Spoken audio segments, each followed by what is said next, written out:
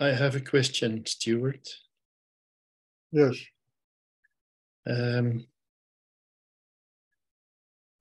not sure about how to ask it, but I'll just go ahead.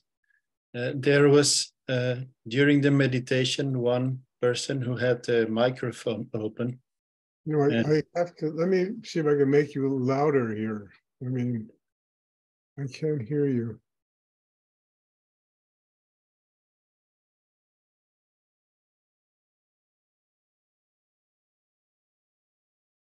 Yeah, go ahead, try now. Yes, there was one person. Too loud. Too loud, yes, I hear myself now. All right, I think we should be okay now. Go ahead. There was one person who had the microphone open during the meditation, and he or she was yawning all the time. And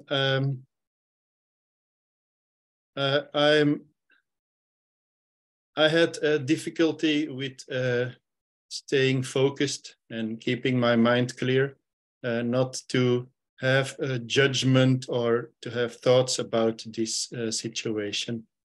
Well, Luke, there are two answers. To best deal with it. There are two answers to that, you know, what you're asking. The first one is everybody should check that they're muted, because any background, you know, noise, it really interrupts the class. It's just like when people move. So I always ask people, you know, I always think everyone is muted, but everybody should check and make sure they're muted. And if they're yawning or there's music going on, there's, you know, it's not going to disturb the class. That's every person who's here's responsibility to every other person to make sure that they don't interrupt the meditation class by not moving, by being muted, by that. It's just, you know, this whole thing of muting is really a Zoom thing, you know. I mean, my in-person classes, there's never a problem with people talking or anything of that nature, you know. Mm-hmm. So that's the first answer. People be responsible for each other. Make sure you're muted, make sure that, you know, you don't do anything that, any kind of audio stuff that interferes with the meditation class. The second answer to the question is, Luke, I used to do meditation classes in Manhattan. I had a big loft in Manhattan, huge place, 4,000 square feet. And a lot of people used to come. And the meditation class was right out, the windows were right out over the street. And we would have police cars come by, fire engines come by. I mean, people screaming on the street. I mean, it was an incredible way of learning how to get detached from all the nonsense of the world. You know, not to allow a police siren to interfere with your meditation. When I was younger, when I first started meditating with Rudy and I was learning about all this, I would go on the subways during rush hour in New York City, and I don't know, it's like a cattle car, you know, during rush hour. And I would see if I could detach myself by getting centered below the navel and stay detached from everything that was going on in the subway cars. And I found out that it was an extraordinary way of me building my focus. You know, it's easy when there's total quiet, you know, but there's always noise. There's always stuff going on in the world that interferes with that total silence. The real total silence is inside ourselves. If we have the capacity to stay centered inside, that can detach ourselves from police sirens and fire engine sirens and people screaming and yelling and parades that used to go by, all kinds of stuff used to go on there. And I used it, and the people in the meditation used it as a way of learning how to get detached from the cacophony of the world. And so there's two answers. First of all, everybody has to be responsible, that they don't make noise and they don't have any audio things going on while the meditation is going on. And the second thing is that if there is something like that, we need to get more focused and detach ourselves from it. And it's an incredible way of learning how to truly get focused inside yourself.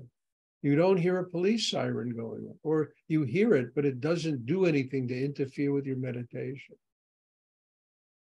So there are two answers to that question. Yes. And I think both of them are good answers, because one is respecting everybody that's here and making sure that people's meditation is not interfered with noise that's coming from our computer. And the second one is, if there is that, get stronger, get more focused, don't let it bother you. And both of those ways will just teach people how to grow, One is not better than the other,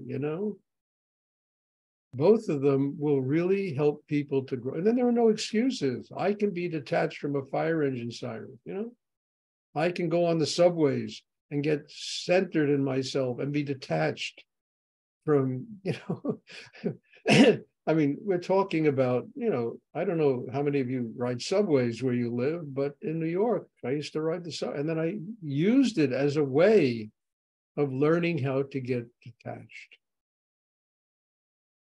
learning how to free myself from all the cacophony of the world, or it doesn't matter what is going on. Bombs could be going on. And you stay centered and connected with God, and you can detach yourself from it. I remember standing with Rudy once. He owned a lot of buildings, in Manhattan, Rudy. And one of his buildings was on fire. Fire engines were there and firemen. And I'm standing next to him watching this situation. And he looks at me with a smile on his face and he says, Stuart, I must really be getting detached. I don't feel 1 ounce of emotion about what is going on. One of his buildings is burning, There's a lot of money invested in that building. And this is what he said to me. I just cracked up. I said, only from you, Rudy, I must be growing a lot. I don't feel an ounce of attachment to anything. Whatever God wants will happen, And they put the fire out and the building became okay. And, it was interesting to listen to somebody say that when a building that he had, hundreds of thousands of dollars invested in was burning right in front of him.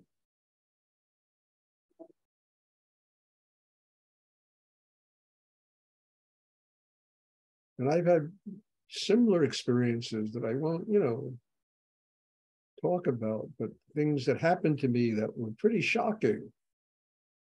And they became just an excuse to go deeper inside myself, get more open, get more detached, and to learn this wonderful thing, this too shall pass. That it all passes, it becomes part of the past, and we work it all out,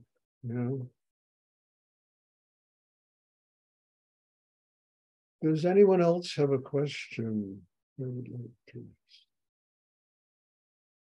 Okay, so I'll re-announce it. This has been an incredibly deep and transformative months for me. I feel like a completely different person. And I decided that I need 4 or 5 days just to absorb all of this and relax and take a kind of a vacation. So there won't be another class here, this particular class on Tuesday until not, next Tuesday. I'm going to be taking those days off between now and then. To be honest with you, I need a rest. I need a rest. It's just been extraordinary to do this, with so many people all over the world. And I need to take a little bit of a rest. So I'm going to take a few days and do that. Uh, does anyone have a question they would like to ask? Does anyone else have a question?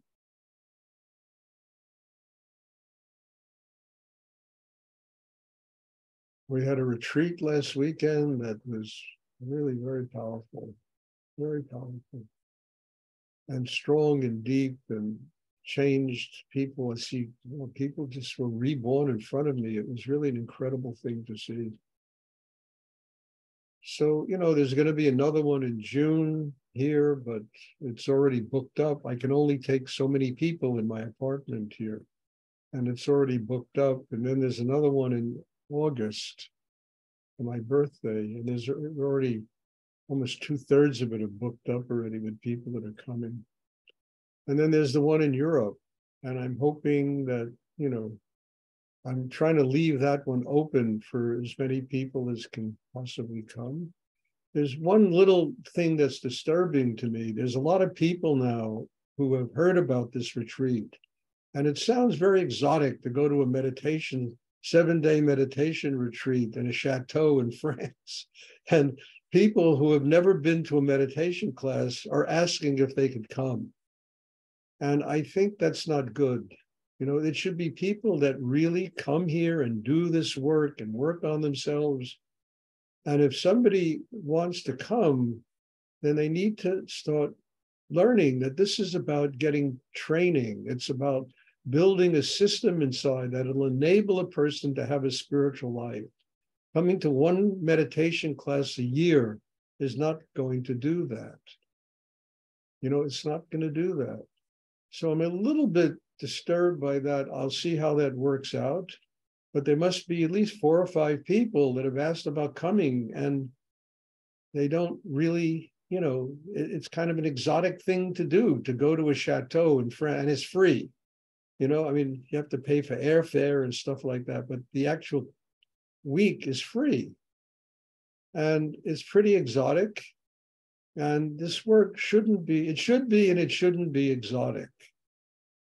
It should be interesting, and doing it in that place is wonderful. But I don't think it's for people that one-shot deal, it doesn't work. It's not going to work for them. You've got to get training. That's what this is all about. It's building a system. Probably one of the single most difficult things to do is to build a chakra system. First of all, I think it's barely in the dictionary, the word chakra. It might be there now because people use it a lot. But it's a very difficult thing to do. It's not a chic thing. It's not a thing you do to impress your folks or friends. It's something that one does in order to get a connection with God. It takes work. It takes deep inner work to do this, a consistency of inner work, and not a one-shot deal. So I have to really think about that and make sure that these people are sincere about a spiritual life, or is very exotic to go to a retreat at a chateau in France. For me, it's not so exotic. It's a lot of work to have 25, 30 people sitting there doing a retreat with them. So that's the only bubble here, and I have to think about that and make sure that, and if too many of those people begin to want to come because of that, I'm going to have to say no. Does anyone have a question they would like to ask? People don't realize that a meditation of this nature is deep and hard inner work.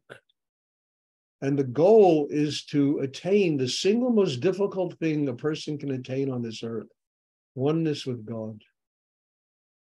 And it takes commitment, it takes need, it takes desire to grow spiritually, it takes willingness to do it, finding time to do it. And it's for what? It's to become a child of God, to become one with God. asking to do probably what is probably one of the most difficult things to do on the earth. But possible if a person makes the commitment and truly learns how to work on themselves and comes and learns how to do it, then it's very possible to get that oneness. So, we'll see what happens. I'm really excited about all of these retreats. They certainly help me to grow, and they certainly are a depth of work that is, it's truly transformational. It really changes people. So God bless you all. And again, I will see you in this class next Tuesday. I'm going to take kind of a week and just, absorb everything that literally I cannot even think about what has happened to me over the last year, doing this Zoom meditation with people all over the world. And I want to take a few days and I want to just absorb it all. And, not have to sit in front of a computer.